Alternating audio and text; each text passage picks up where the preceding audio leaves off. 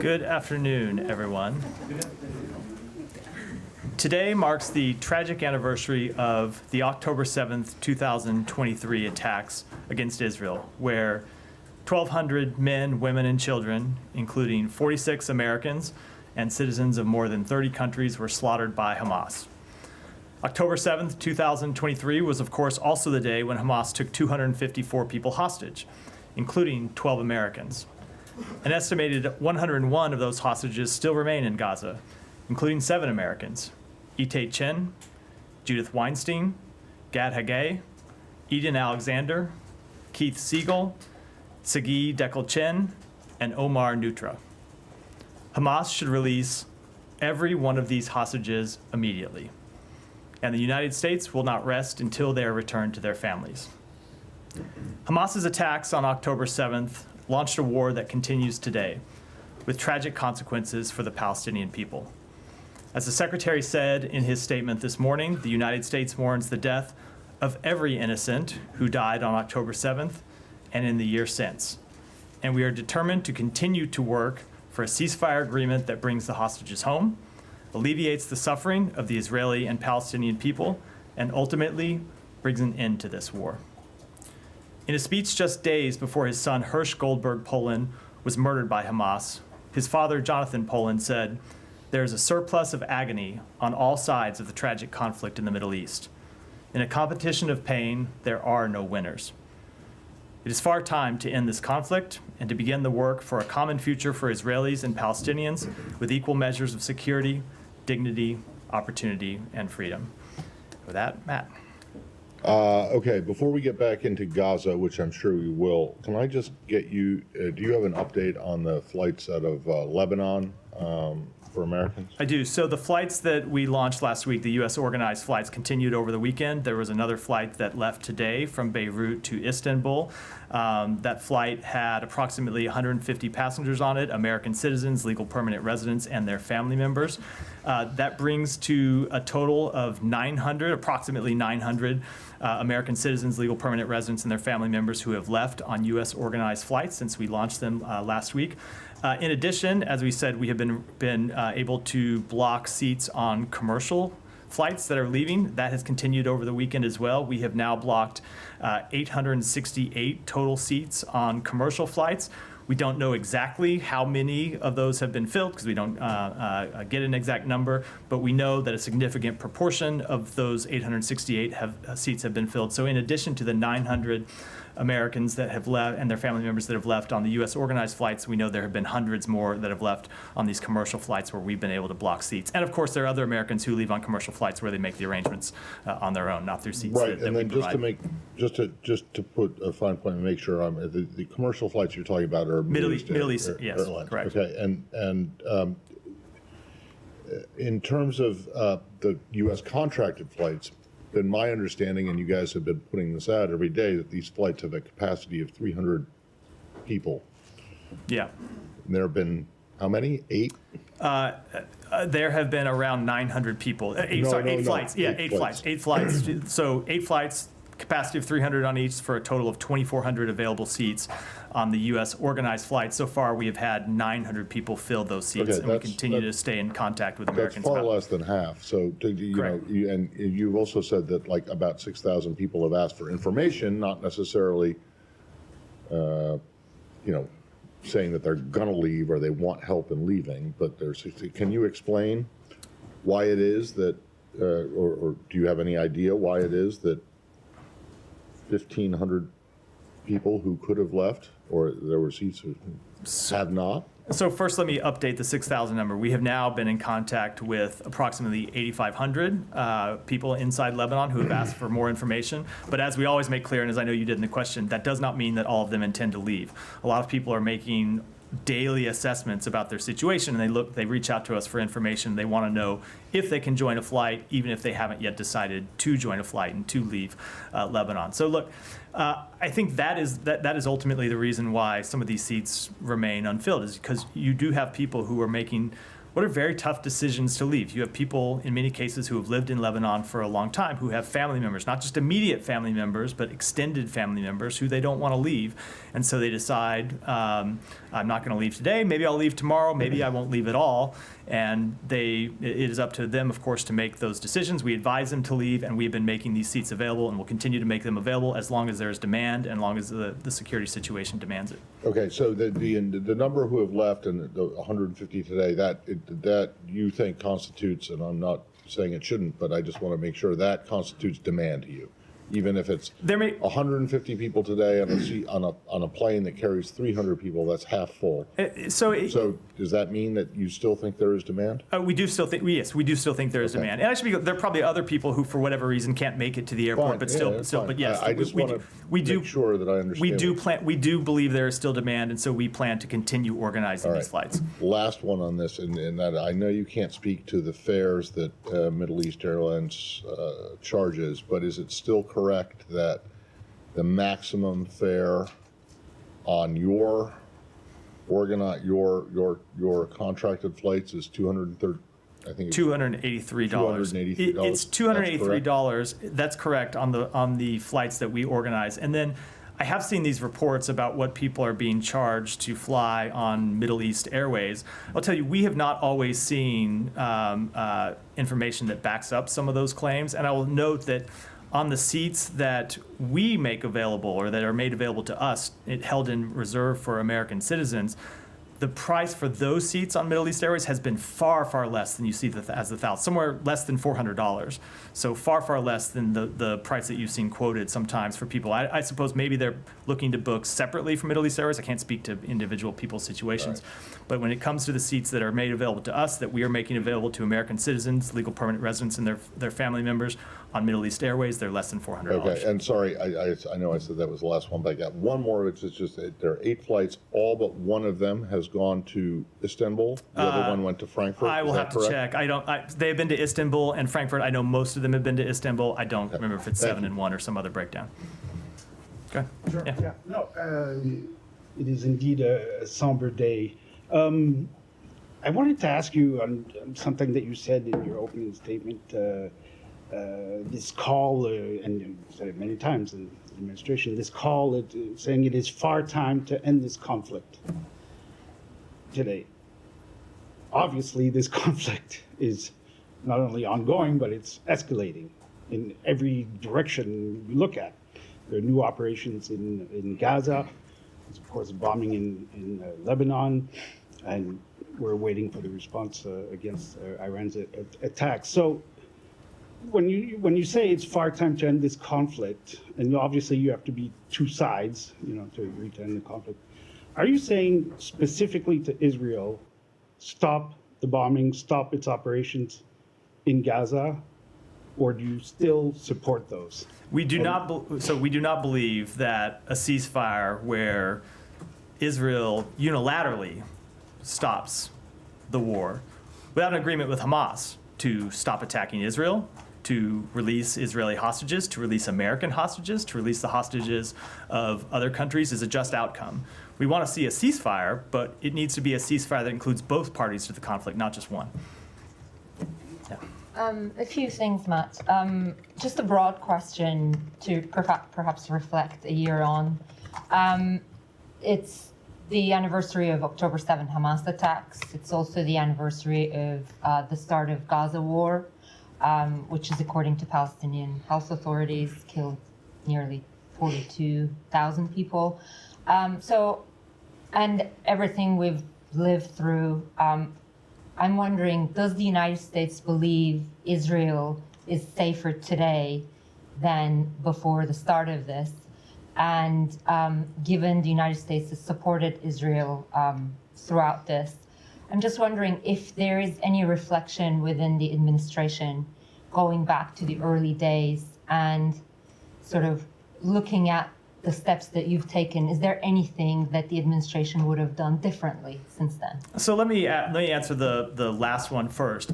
When it comes to any complicated situation, and this, of course, is one of the most complicated situations on the face of the earth, Of course, we look back all the time and look at the decisions that we made, look at the outcomes, and think about how we can do things differently. That's true when it comes to this conflict. It's true when it comes to Ukraine. It's true when it comes to, dare say, every situation in the world. And I think that's normal for anyone facing difficult decisions to look back and do, because you always want to look at the decisions you made and see how you can learn from them and see how you can make the best possible decisions going forward. So that is, of course, we have done that and continue to do that. That's part of our ongoing work to try and make sure we do make the best possible decisions to advance the national security interests of the United States. When it comes to, now remind me what the first question was, because I answered the second. Israel is safer today. Oh, and that one is a complicated, difficult answer to give. And I say it's complicated because certainly Israel is safer when it comes to the immediate threat that Hamas bears to the Israeli people. Hamas can in no way today launch an attack with the size, scale, and scope of the attack it launched on October 7th. So when it comes to dealing with the threat from Hamas, Israel is safer, at least in the short term.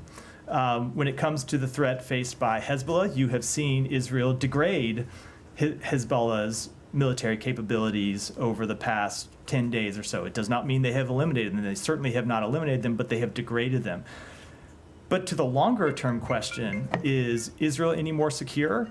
I think that's a very difficult question to answer, and it goes to the point you have heard the Secretary make over and over and over again, which is, as long as Israel is mired in conflict in Gaza, as long as it is dealing with an unstable situation on its northern border, as long as it is dealing with unrest and insecurity in the West Bank, ultimately its security is never going to be assured, which is why you have heard us, and you have seen us. You've been on the trips with the Secretary throughout the region, where he's spoken to this and said, the ultimate resolution of these conflicts needs to be one that has a political path forward that answers the aspirations of the Palestinian people. It needs to be a path for governance in Gaza by someone other than Hamas, because as long as you see Hamas continue to govern Gaza, either by name or in a de facto sense, you will continue to see insecurity for Israel. And you just have to look at the events of the past few days, where Israel is again conducting military operations in northern Gaza, a part of Gaza where they initially stopped major military operations, I think, last January.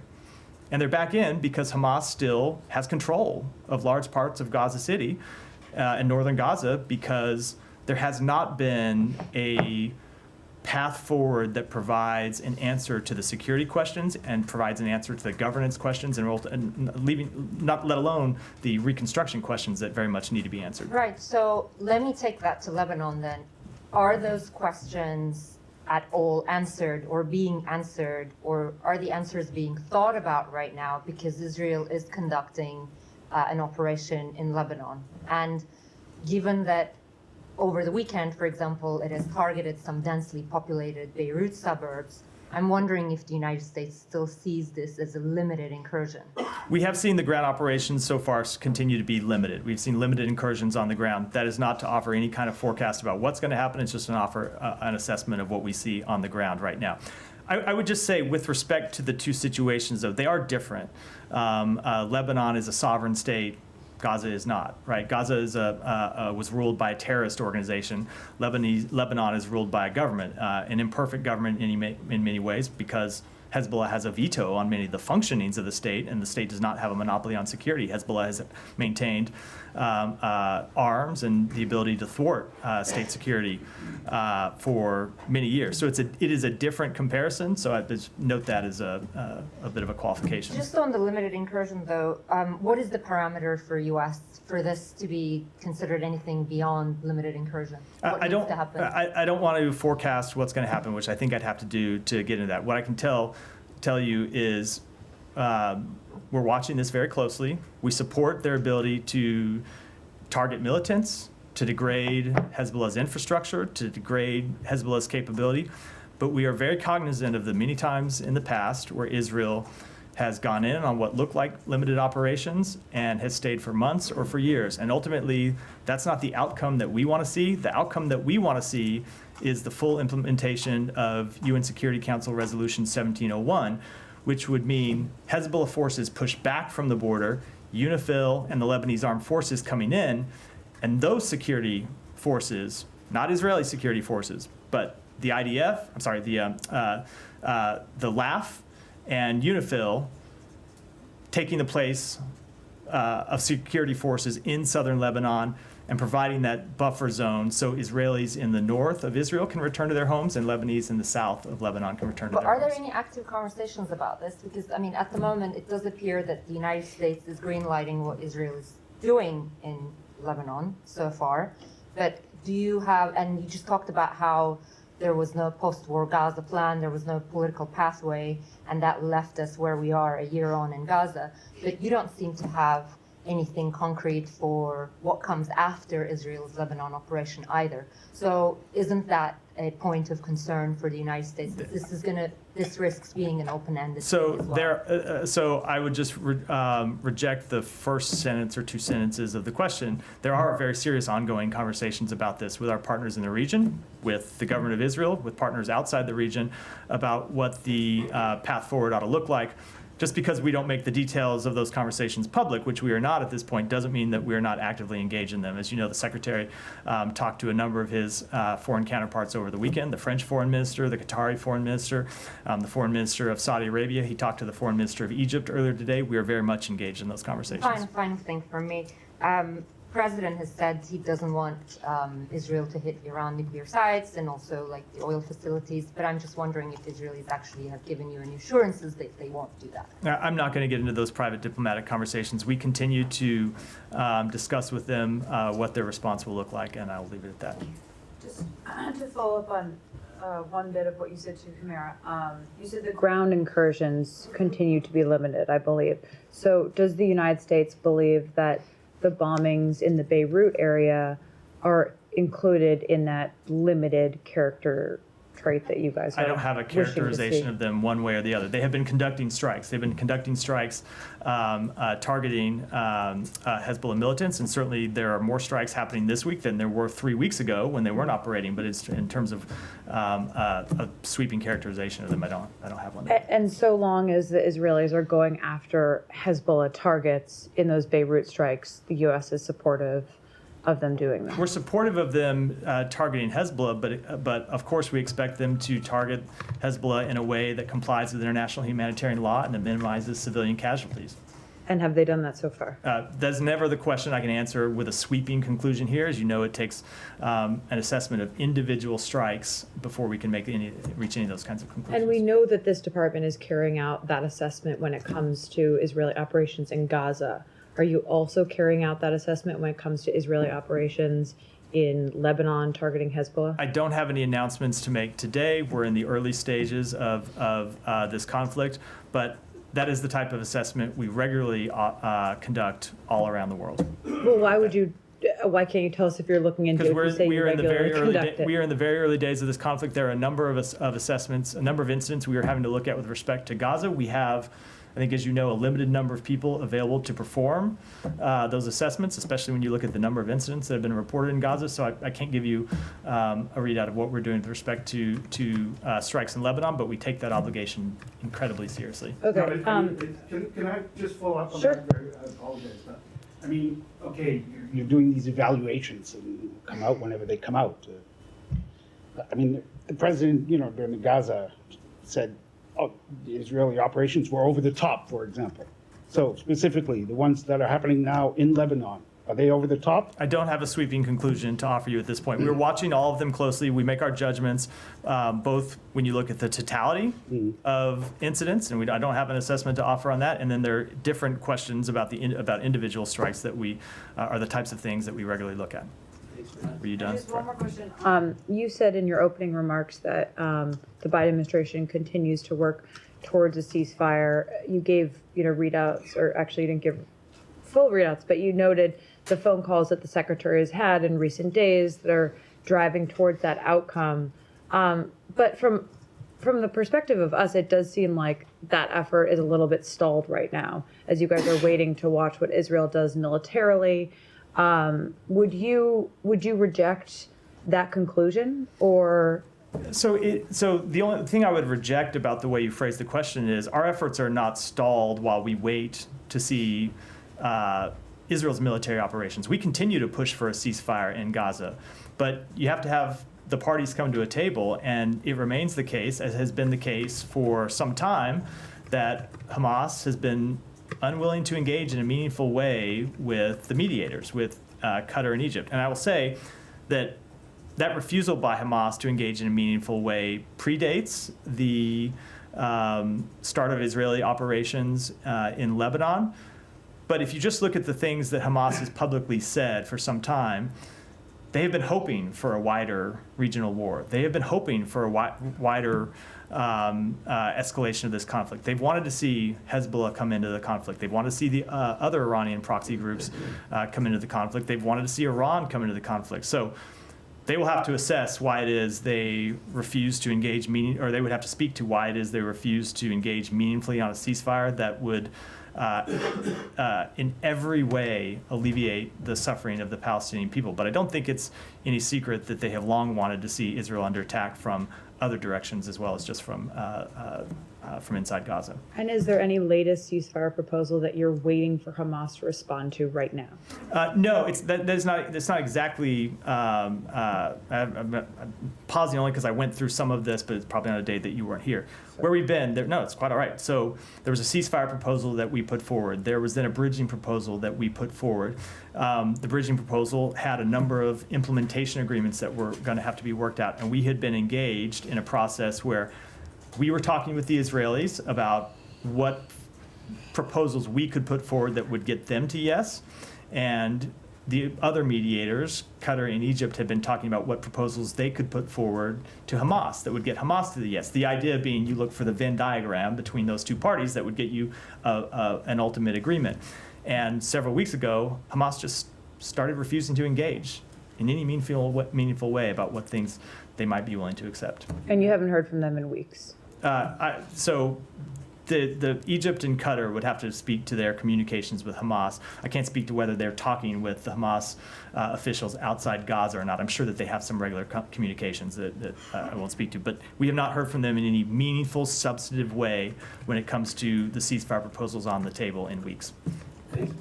Said, go ahead. Thank you, Matt. In your response to Humaira, I believe, on if Israel was safer today, you said that Israel has degraded Hamas, apparently a great deal, and so on. So I want to ask you, why the need to continue to bomb tent places and places where Palestinians are advised to go to for safe havens and so on, with F-35s and bombs that are 2,000-pound bombs?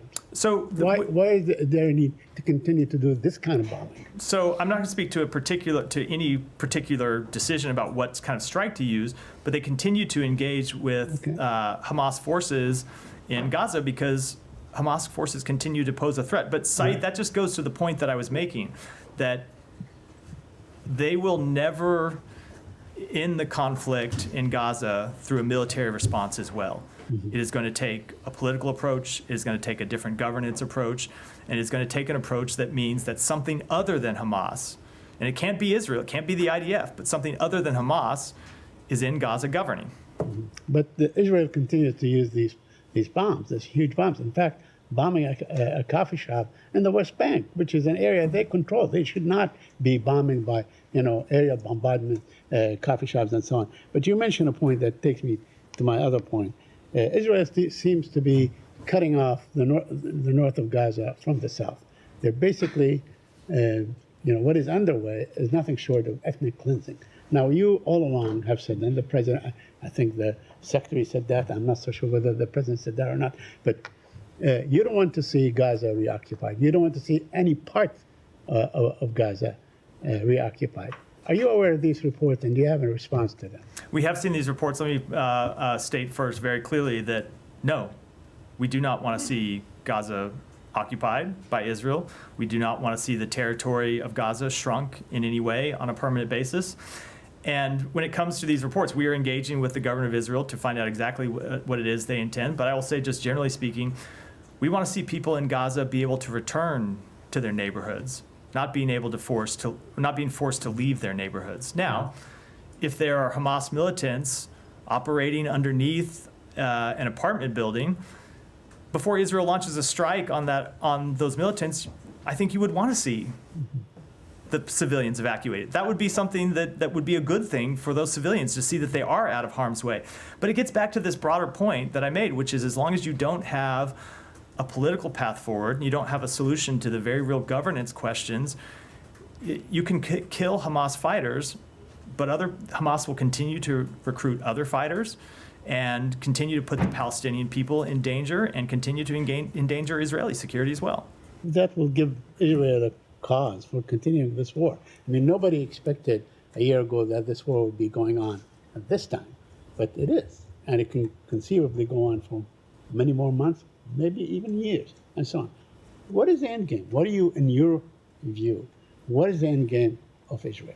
We want to see a ceasefire that brings the hostages home, that alleviates the suffering of the Palestinian people, that allows humanitarian aid to surge into Gaza. We want to see an agreement on a political path forward that ensures that Palestinians can choose their own leaders and that Hamas does not continue to reign as a terrorist organization over Gaza. And ultimately, we want to see Gaza and the West Bank reunited as an independent Palestinian state. Now, let me ask you about That means that when you answered, say you don't want to see Gaza reoccupied by Israel, you also don't want the West Bank occupied by Israel, right? We want to see establishment of an independent Palestinian state in Israel. Yes, correct.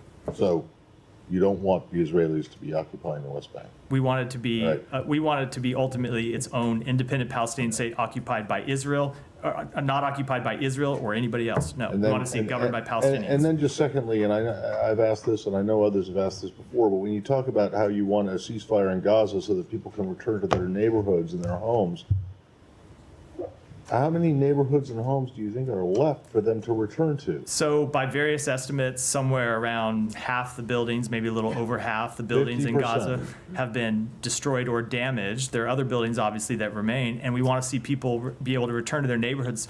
And if they don't have homes, we want to see the ability to rebuild them, which is why one of the pieces we have said has to be a priority for the ultimate end of this conflict is reconstruction effort, so people can rebuild their neighborhoods and rebuild their homes, because the devastation has been absolutely catastrophic Then across Gaza. who do you think should pay for that? Ultimately, it would require an international effort with multiple countries contributing. We don't, obviously, that's the kind of thing that would have to be worked out. We're not at that stage yet, because we're not even at the end of the conflict. Okay, fine, But but what countries should be included in this? it's the type of thing that'll be the subject of many diplomatic Can conversations. I get to the very specific point here? Do you think Israel should contribute to this? I think we are a long way from the reconstruction of Gaza, and I'm not going to make any pronouncements from the podium about who should pay for the reconstruction before I'm we saying get they into should what pay would for be a everything. what I'm would not be a asking diplomat. who should pay, if someone should pay for everything, but who should contribute? Would the U.S. be willing to contribute? It's not something we can speak to because these are conversations that will happen All right. well down the road. Let me just continue with a couple of questions. Although it was Israel that dropped close to 50,000 tons of bombs on Gaza, rendering where it is now. So maybe they ought to pay for it. In response But- to a war that Hamas Right, started, that's so maybe okay, Hamas but- should pay to rebuild Right. Gaza. I mean, it's Let me ask a you- complicated question, is the Right. point. Let me ask you about a report in Dropside. And it says that Secretary Blinken approved a policy to bomb 8 trucks. That's what an Israeli cabinet member said. Are you aware of this report, and do you have any comment on it? I am aware of the report, and I'm glad you asked me about it. Look, the suggestion that we in any way signed off on bombing humanitarian convoys is absurd. It's just not true. Of course, Israel has the right to target Hamas militants. That has always been the case. And so look, if you had a situation where Hamas commandeered a convoy and Hamas militants were operating a convoy, of course Israel would have the right to strike those militants. That's not been the situation that we've seen over the past year, except in some very limited circumstances. There have been a few reports here and there of Hamas commandeering convoys.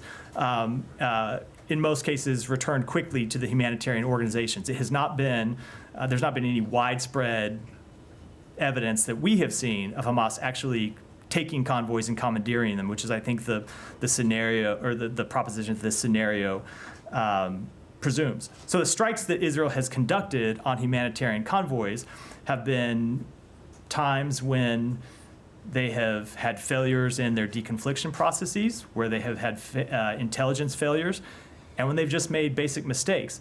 And the thing that we have made clear about those is that those mistakes are unacceptable, and that humanitarian workers need to be protected, and humanitarian aid needs to be protected. So the idea that anyone at this department signed off on bombing humanitarian convoys is just absolutely ridiculous. My final one, the president today issued a statement, and he talks about, the anniversary. He talks about, 1,200 Jews were killed, which is the highest number since the Holocaust and so on.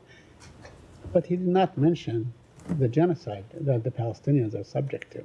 He did not mention the fact that 42,000 people were killed. In fact, a group of American doctors are saying 119,000 have been killed. Is that negligence on his part, or is he not showing the kind of sensitivity that he ought to show? So, Saeed, he didn't use empathy. He didn't use the terms that you use because we don't agree with those terms. But if you look at the president's statement, if you look at the statement from the vice president, if you look at the statement from the secretary, every one of them made clear that the consequences of this war for the Palestinian people have been catastrophic, and that's why we're ultimately working to end the war. Thank you. Eva. Yes, the UNIFIL, the United Nations in Lebanon, put out a statement on Friday, I think. They said they are deeply concerned that by recent activities by the IDF immediately operating from a close position around them. Did you see that statement? We did see the statement. Do you have any comment? I don't. Obviously, we don't want to see UNIFIL forces put in danger in any way. UNIFIL forces play an important role in establishing security in Lebanon, and ultimately we want to see them able to do their job implementing UN Security Council Resolution 1701. Do you still see what's happening in South Lebanon, a limited operation? We do. I'm sorry, it was when you were out of my answer to this question earlier, yes. At the okay. time, and that is an assessment made today, and we'll make our assessments on an ongoing basis, and if and when they change, we'll have a different assessment to offer. Okay, you have confirmed several times that you are in contact with the Lebanese and you are working behind the scene. But the Prime Minister yesterday, he had an interview and he said not the U.S. officials reached out to them since he saw Amos Hochstein in New York before the assassination of Hezbollah Secretary General. Today even there was a statement by a bloc of opposition asking for the implementation of the resolution 1701, even 1559, and also some of them went far, not from the opposition. One of the Druze leader, Walid Jumblat, he asked to go back to the 1949 truce with Israel. But there's no U.S. engagement. It's like you are giving the Israeli time to finish the military operation. Why you are not engaging? And if you are engaging, who is engaging with them from this department or from the White House?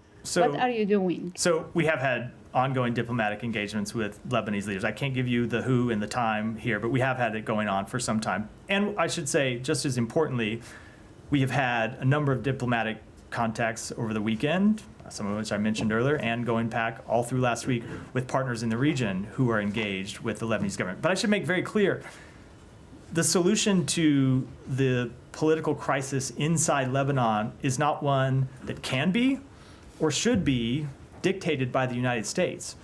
Those are decisions that Lebanon has to make. And look, we have made clear for some time we want to see the Lebanese parliament elect a new president. We want to see the Lebanese government break the deadlock that Hezbollah has imposed on it.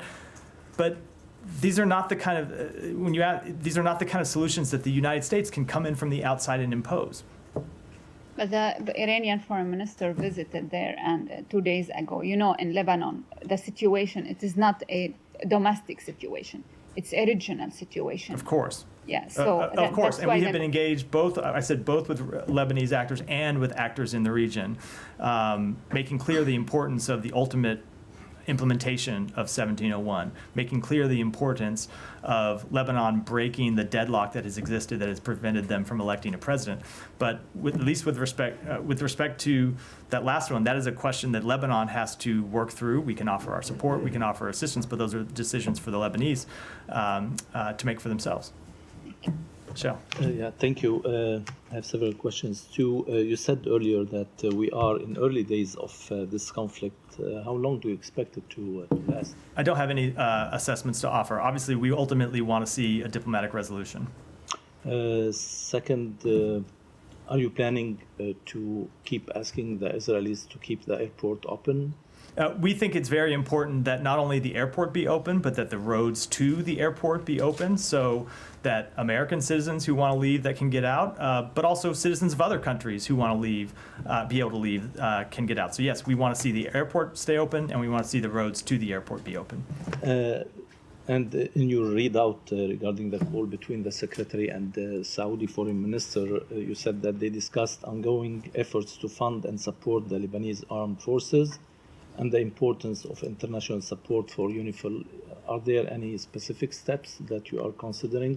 Nothing that I'm ready to announce today, but when I referred to ongoing diplomatic conversations in response to Hibba's question, that conversation with the Saudi foreign minister about a way forward is very much the type of engagements we've been engaged in the last. And lastly, do you have any 10 days. information regarding the IRGC Quds Force commander, Kaani? I don't. I've seen the reports of his possible demise as well as reports that conflict that information. We don't have any independent information of our own to offer.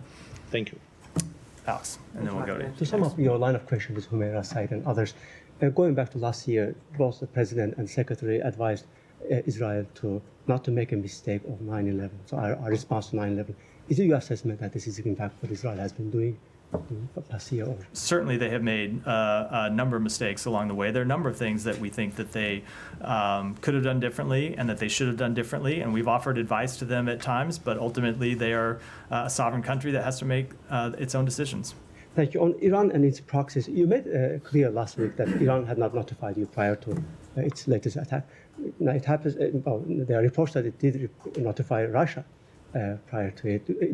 Any concern on your end in terms of involvement of Iran's friends, allies into this war in Russia, China, given their collaboration in other fronts in Ukraine? So certainly we see the deepening ties between Iran and Russia as something that's incredibly destabilizing for the region. It's incredibly destabilizing for the world.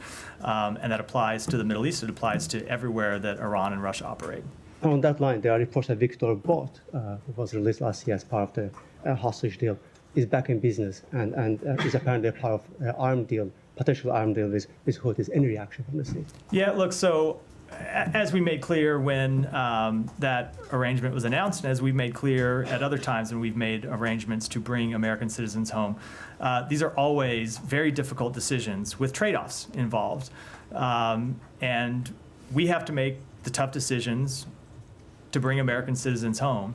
And what we have decided time and again is that we're willing to make those decisions because the safety and security of the American people is our first priority. And that's how we've gotten more than 50 wrongfully detained and other Americans return home over the course of this administration. It's because we are willing to make those choices.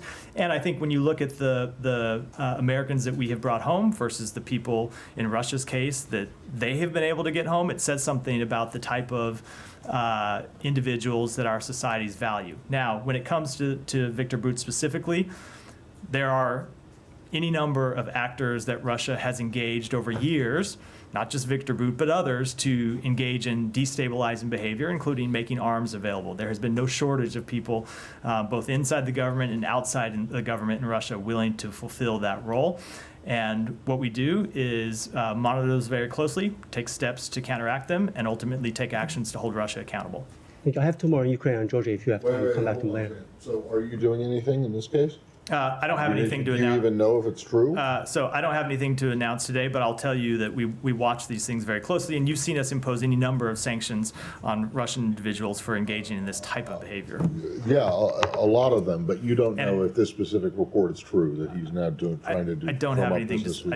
I don't have anything to Okay, speak to. and then in response to Michelle's question, you said you want the airport in Beirut to stay open and you want access to the airports. Does that mean that you have complained to the Israelis about this apparent bombing of the road, one of the roads to the airport? We have made clear to them that we want to see those roads continue to be operational. Yeah, I'm sorry. So did you say that, hey, you shouldn't have done that? I'm not going to speak to that strike.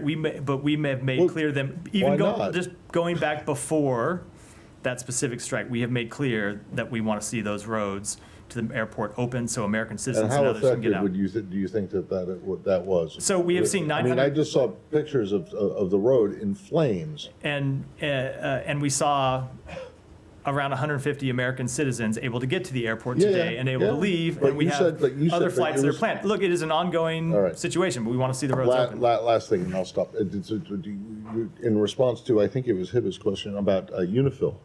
So what is it that you want UNIFIL to do? Nothing? Just stand there and watch? So we want to ultimately see UNIFIL fulfill its security role.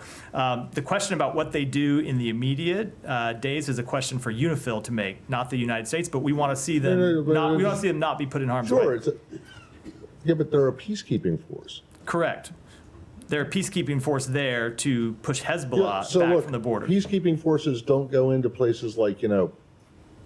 they don't go into resort communities and Correct. expect there to be nothing except for, we beach and cocktails. We don't So we don't want to see them attacked by Well, Israel. no, We don't I'm want to sure see you them don't. return But- fire by Israel. We do not want to see But if any they're kind of not conflict. but if they're not preventing anything from happening, I mean, I guess, do you want them to keep the peace, or do you want them just to sit there and watch? and Ultimately, we observe? want to see their role as one that prevents Hezbollah from occupying the space in southern Lebanon that Hezbollah has continued to occupy for years and from where they have launched attacks against Israel. That's what they were put in there to do. Right. And that's the role that we want to see them play. What's happening right now is Israel is conducting operations to push Hezbollah back. Yeah. We hope those operations are successful. So And if they, let me say, UNIFIL and so if you they don't- do you- push them back, we want UNIFIL and the LAF to, So- so to you- fill that security So vacuum. you don't see UNIFIL as having any role in terms of Israelis going into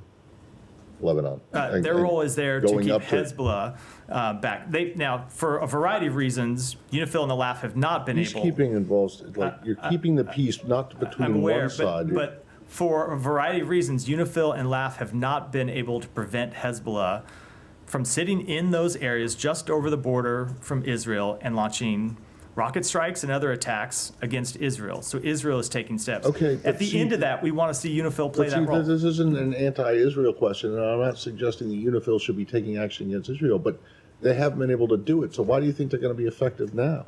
I mean, in terms of Hezbollah. So I'm not going to make any predictions about what will happen. What we have seen is Hezbollah's forces degraded. I can't tell you if it's going to be degraded enough. That Not they're by willing- UNIFIL. No, I know, but And they I haven't know. been pushed back Hold by on, I'm UNIFIL. talking about what's happened by the last 10 days. I can't tell you whether they're going to have been degraded enough that UNIFIL is strong enough to come in and fill that security vacuum. But that is the open question that is being presented by the current operations in southern Lebanon. Sorry, Yeah. sorry, Nick, but No, on, go on ahead. 1701. Sorry, I'm only going to go Okay. behind you just because we're 40 On minutes in. I've got a lot of other 1701, people to get to. okay. Go ahead. Thank you.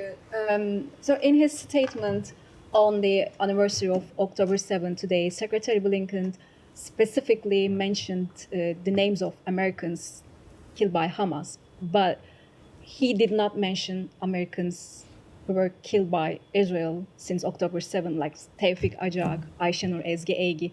Why were these Americans not mentioned in the statement? And is that, does that indicate a different No. standard for Americans based on who killed them? Absolutely not. And if you've seen this, our public statements, we have spoken out forcibly about American citizens who have been killed today, or have been killed on both sides of this conflict. The statement the secretary put out today, though, was about the anniversary of October 7th. But it hold also- on, and the people that died in the attacks on October 7th, and the American citizens who were taken hostage on the deaths on October 7th. You have seen us on other occasions speak out, and we will continue to speak out forcefully about other American citizens who die anywhere across the world. But the statement today was about October 7th, and in no way is a statement about the anniversary of October 7th going to cover the entire sweep of this conflict. But we thought it was important to, on this anniversary of the horrific attacks, to memorialize the people who were killed as part of those attacks. And do you have any update on the investigation into the killing of Ayşenur? It continues to be underway. I don't have any further update. Yeah. Thank you, Matt. Last week, Iranian-backed groups in Iraq attacked Golan Heights. They killed 2 IDF members and injured 2 dozens. These attacks and the other attacks have bring Iraq to the brink of this conflict. Have you ever talked to the Iraqi government about these militia groups to stop attacking Israel and making these destabilized actions, and why the Iraqi government so far couldn't rein these groups? So you should address questions for the Iraqi government to the Iraqi government. I will say that, of course, we continue to be concerned about the presence of Iran-backed militias inside Iraq. They continue to destabilize Iraq's security situation. They continue to risk Iraq being dragged into a conflict that the Iraqi people want nothing to do with. That's why we've designated these organizations as terrorist organizations, just as we have other Iranian sponsored militia groups such as Hezbollah, such as Hamas. And we continue to talk with the Iraqi government about the importance of preventing attacks from within Iraq's borders, preventing attacks on U.S. personnel, U.S. interests inside Iraq, and the importance of holding people accountable. So far, Israel has not responded to these groups inside Iraq, but it may one day.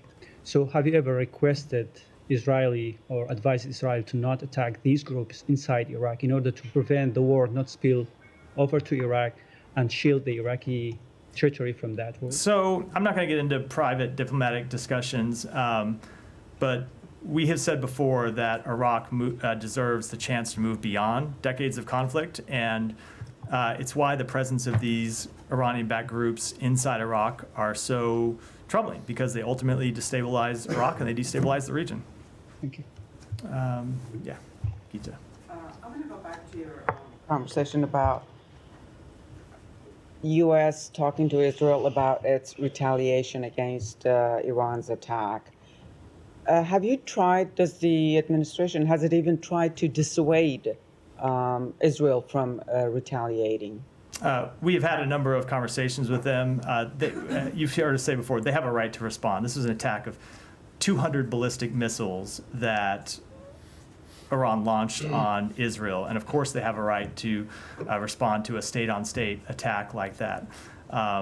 I'm not going to get into the nature of those conversations. You heard the president speak publicly to some of them. But the conversations are ongoing, and I'm not going to characterize them further. Thank you so much. In Bangladesh, this is Durga Puja time, you know. The Hindu community is preparing to celebrate their largest festival, Durga Puja, amidst multiple security concerns in Bangladesh. Meanwhile, neighboring country India has also placed message to Bangladesh government for ensuring peaceful religious event for the Hindu community in Bangladesh. In this given scenario, do the U.S. government place any communication with Bangladeshi authority to protect the rights of minorities? So of course we want to see the rights of minorities protected in Bangladesh, Thank you so much. As is true all around the world. And then what specific measure will the U.S. take in response to the urgent call from French-based human rights organization and Human Rights Watch, JMBF, regarding the rising incident of mob violence and lynching in Bangladesh? And how will it ensure accountability for human rights violation in Bangladesh in light also of the growing concern surrounding the increasing number of legal cases being filed against innocent individuals, like such a person of Tawfiqur Rahman from Gopalganj and hundreds of others? How does U.S. government view the protection of human rights in Bangladesh right now? I can't speak to these individual cases that you mentioned, but I can tell you that the Secretary met with the Prime Minister of Bangladesh just 2 weeks ago at the UN General Assembly in New York. Chief advisor you want to make? What's that? Chief advisor of Bangladesh. Right now, we do not have any prime minister. Correct. Yeah. Acting Prime Minister, I think his title is. Yes. And made clear that we want to see human rights protected, and that ultimately those responsible for violations of the human rights of the Bangladeshi people over the past few months need to be held accountable. Thank you. Can I ask about China? Yeah, well, sure. One last. The recently concluded Quad Summit has used strong language against Chinese aggressive dominance in the South China Sea. What can we expect to see in intense diplomacy to continue their aggression? we will continue to work with our allies and partners in the region to advance our vision of a free, open, prosperous, and secure Indo-Pacific. Thank you so Kylie, much. do you have one? Then Humera, then we'll wrap. Yeah. With the Moscow court sentencing an American to 10 years in prison for allegedly fighting as a mercenary for Ukraine, what's the State Department's response to that? Do you think that these charges are legitimate? So we have limited information available about this case because Russia has refused to grant consular access. I'll say a couple things about the case, though. The individual is 72 years old. He's been held in prison for 2 years. He was arrested in Ukraine, not in Russia. Russia should grant consular access to him for the United States, as they should anytime they detain an American citizen. And we're looking at the case very closely and considering our next steps. Do you know why they're not granting consular access, or are they just refusing? They're just refusing. They're just refusing to do it. We're disappointed, as we often are, when they refuse to grant consular access. They have an obligation to provide it, and we're going to continue to press for it. And one quick question while we're on. They just said no? Or Yeah. did they give an explanation like, we don't think he's an American citizen? So you don't deserve consular access? I don't have, if there's any further information, I don't have it here. There's certainly no dispute of his American citizenship. And just one more question on Russia. There were some reports in recent days that North Koreans were reportedly killed on the front lines of the Ukraine war. Did you guys see those reports? Does the U.S. have any assessment as to if North Koreans are fighting for Russia? Let me take that one back and get you an answer, and then Humera, and we'll wrap for the day. Matt, just something that you said at the beginning, I think, of the briefing to Kylie. She was asking specifically about potential IHL violations in terms of Israel's strikes in Lebanon.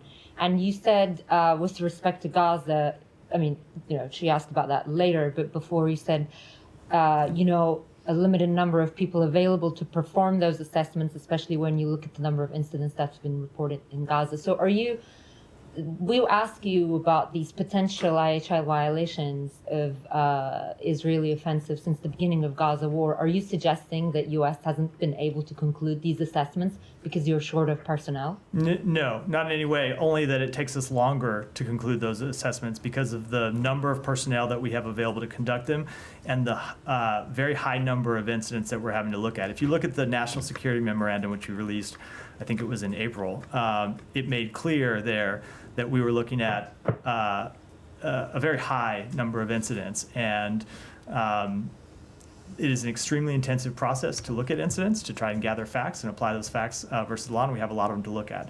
And Congress doesn't give us any additional funding to look at those. We, of course, welcome it.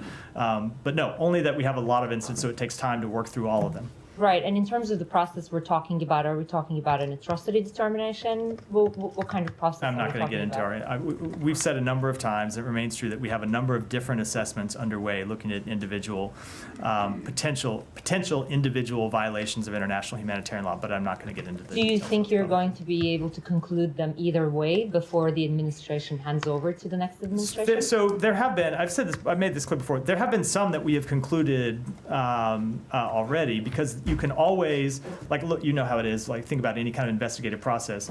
You get some incidents, and right away, the ones that clearly don't rise to the level of meriting further investigation, you can close those out and move along. And we've been able to look at a number of things and close those out and move along. That's been true going back months, and I've made that clear before. With respect to the other ones, I can't give you a timetable other than to say that we want to finish the work Are as soon you as at all possible. able to say at least how many you haven't been able to close off and move on? I'm not. And with that, we'll wrap for today. Thanks, everyone.